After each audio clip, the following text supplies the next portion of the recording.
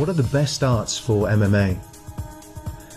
Well, generally if you look what happens in MMA, you have a ground phase, a takedown phase, and a standing phase.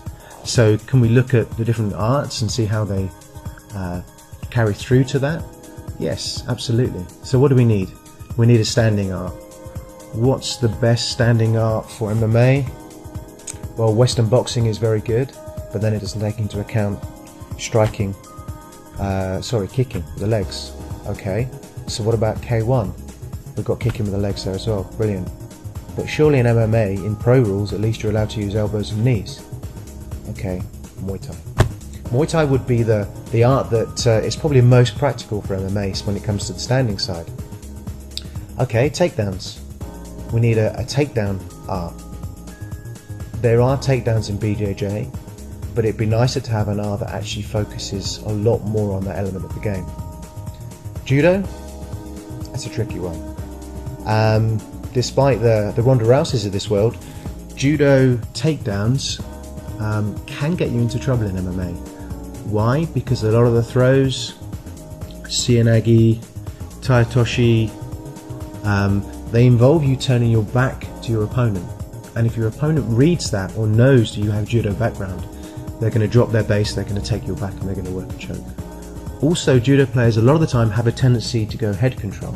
If you go down to the ground and you've only got head control and not the torso, you're going to have your back taken. So Judo can be a good addition, provided you know what's going to work and what doesn't work. What about wrestling?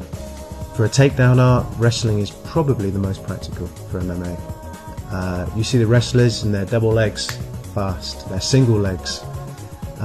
They've got that ability to come in and take the guy down before controlling. On the ground, BJJ all the way.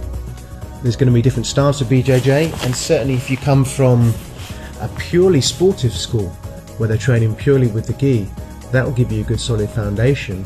But really for MMA you need to mix that with no gi training as well. You need to understand the grips and the control, and then you need to add on top of that the ability to deal with someone who's trying to punch you. Some schools in BJJ deal with that and some don't, but it's an important element to the ground game.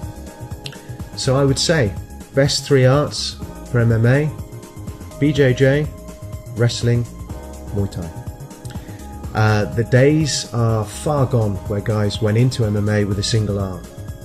When you did see that, it was Brazilian Jiu-Jitsu that beat everything pretty much. That was the art to go into at the time.